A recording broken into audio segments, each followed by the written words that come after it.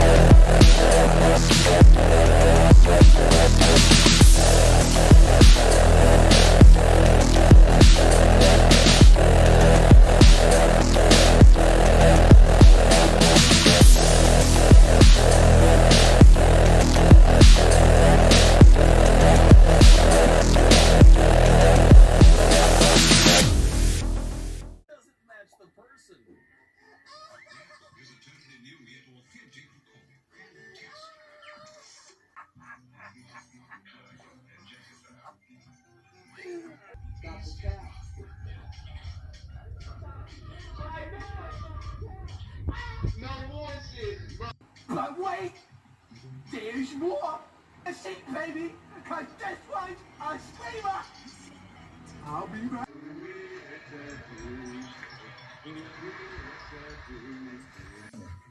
In a free and open society. And we are, as a people, inherently and historically opposed to secret societies, secret oaths, and to secret proceedings. We decided long ago that the dangers of excessive and unwarranted concealment of pertinent facts far outweighed the dangers which are cited to justify it. Even today, there is little value in opposing the threat of a closed society by imitating its arbitrary restrictions. Even today, there is little value in ensuring the survival of our nation by provisions that not provide liberty. And there is very grave danger that an announced need for increased security will be seized upon by those anxious to expand the very limits of religious censorship and concealment.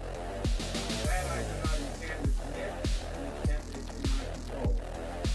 And no official of my administration, whether his rank is high or low, civilian or military, will interpret my words here tonight as use to censor the news, stifle dissent, cover up our mistakes, or to withhold from the press and the public facts they deserve to know.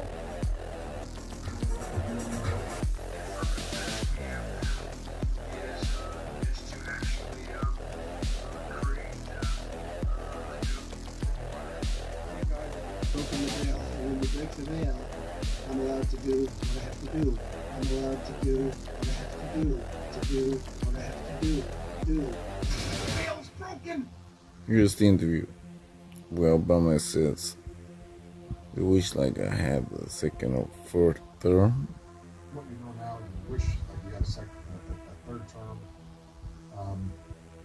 And I used to say, you know what, if I could make an arrangement where I had standard apartment, and your piece of it, and I was just in my basement and sweats and looking through the stuff, and I could sort of deliver the lines that somebody else is doing all the talking and ceremony. I'd be fine. Oh no, Sleeping Joe! New initiative launched by the World Health Organization last week to try to catch kids up on their routine immunizations. In 2021 alone, more than 25 million kids under the age of 1 missed at least one routine immunization, and so we're working with WHO, Gates Foundation, and others to hopefully have the largest childhood immunization effort ever. And to bring this epidemic to an end, primarily by getting the vaccine out in large numbers to the entire world. And we have to make sure that we're ready because there will be another pandemic. And there's so many lessons about how we weren't prepared, how we should have handled things differently. And, you know, so that's clearly in our mind, those investments. Is that they've already planned a global constitution for you. It's already been planned. They already planned a majority of the Constitution of the United States under Presidential Executive Order number 11490, signed into law in 1969. You may know about this. Well, we have that right here as well. This book here is the Global Constitution Plan, and let's see how many a Constitution Federation on Earth. And very clearly here, preemptively, right where they're coming from. They don't mention the columns here. Right here, they say they're planning a new world order and a new age. We have very careful documents what we're saying here today. And if you think this is silly tonight, I just ask you to call this information, write it, and get your own copy of it.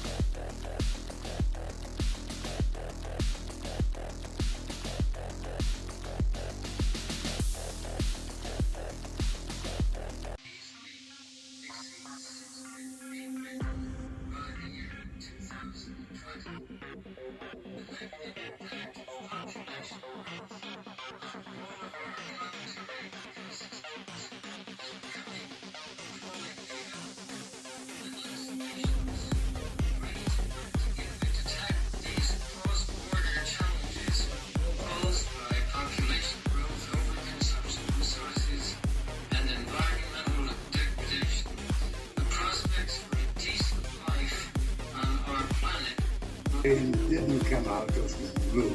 The world has been increasingly engaged in a struggle between two systems of governance that are diametrically opposed to each other. Open society and closed society. Other issues concerning all of humanity, fighting climate change, avoiding nuclear war, maintaining global institutions, that's why I say our civilization may not survive. Universal threat. I occasionally think how quickly our differences worldwide would vanish if we were facing an alien threat from outside this world. Was complex. Well, the world of 1945 was complex. The world of 2016 is intensely complex. And I can tell you that from personal experience, and I know there's many others who can tell you that as well. And you will graduate and be in that world. And you're going to be leading the soldiers and the sailors, the airmen and the Marines in that world. You'll be dealing with terrorists. You'll be dealing with hybrid armies. You'll be dealing with little green men. You're going to be dealing with tribes. You'll be dealing with national leaders and local leaders. You'll be dealing with politics and economics. And you'll be dealing with direct fire and indirect fire. And you're going to be dealing with it all. And it's all going to be dealt with simultaneously. And for that, you're going to have to be ready. And that's why readiness, in my mind, is number one. Tell them, man. We'll return here. Omega Sci-Fi. Till we die. There's nothing to me.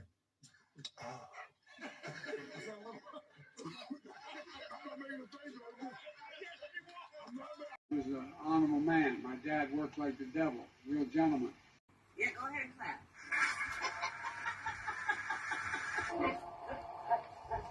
The affirmative task we have now is to actually create a new world.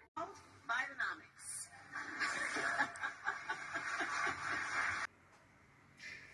There's tremendous passion and there's tremendous love.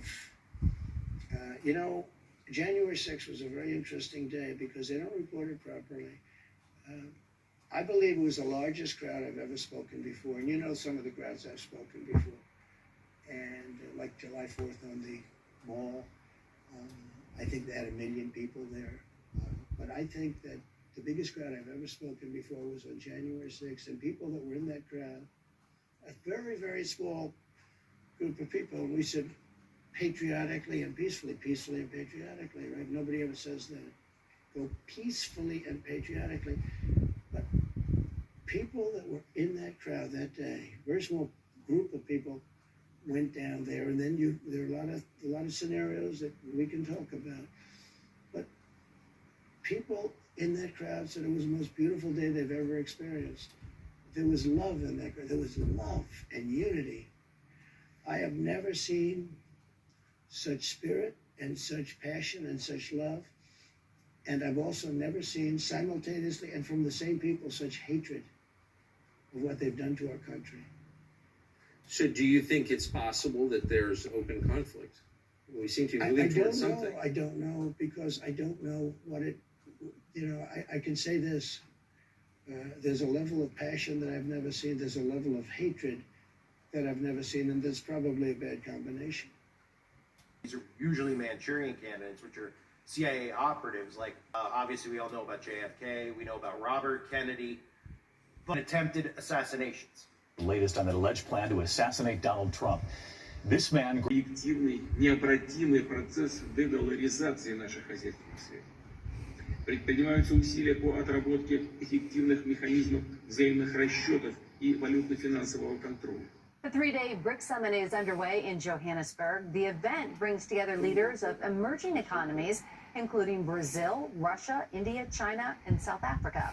However, Russian President Vladimir Putin will join via video conference. That's because of an international criminal court arrest warrant issued for him over the abduction of children from Ukraine.